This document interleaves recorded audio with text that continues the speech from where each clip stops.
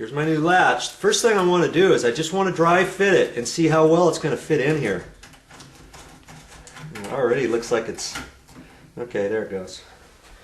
Dry fit it, look out and see how good it looks. Now I'm going to line it up through the area. I'm just going to be careful with it. I'm going to look over here.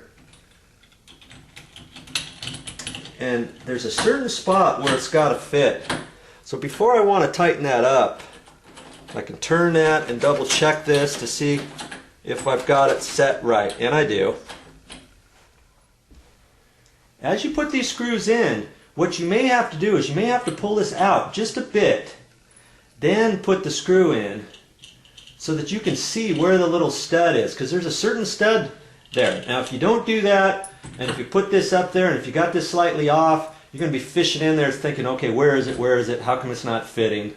Okay, so that's just a tip. Don't pull this out too far. If you do, it may miss another connection in there, so then when you push it back together, it might not have lined up just right, okay?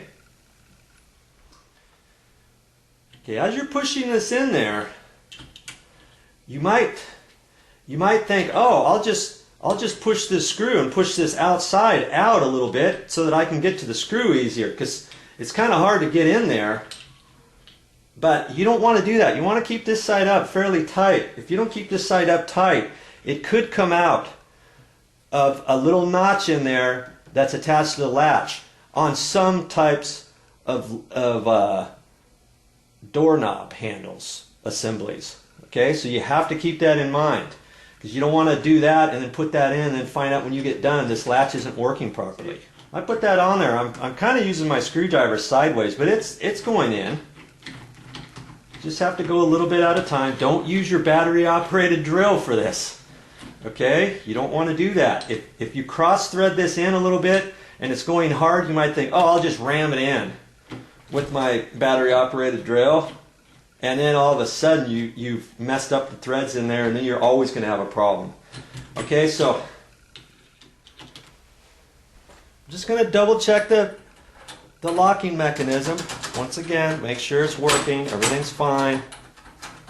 Now in this style, if I had that locked, and if you wanted to get in, let's say, all you've got to do is take a screwdriver, a dime, a penny, whatever, and turn that. You can get in. Other ones have something different, but this type, that's simple enough. Look, I can do that with my fingernail. It's just a deterrent and it's nice and easy, so I kind of like that.